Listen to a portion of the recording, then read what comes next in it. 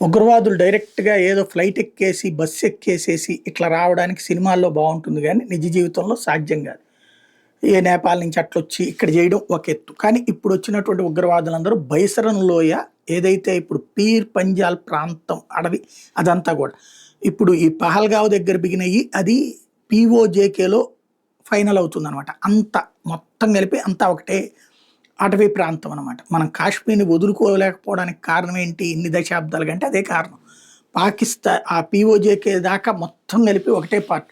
ఇదో రకంగా మన తలకాయ లాంటిది. తలకాయ లేకుండా కాశ్మీర్ లేకపోతే తలకాయ లేనిదేననమాట. అట్లాంటి సిట్యుయేషన్ ఉంటది. ఇప్పుడు ఆ అడవుల్లో నుంచి నడుచుకుంటూ వచ్చారు ఇక్కడికి అన్నటువంటి విషయం తేలింది. 22 గంటల పాటు నడిచి వచ్చారు అన్నటువంటిది. సామ్‌సంగ్ ఫోన్ ఒకటి ఇండియా నుంచి స్మగ్లింగ్ చేసినటువంటి ఫోన్‌ని వాడారు అన్నటువంటి విషయాన్ని నిర్ధారించారు.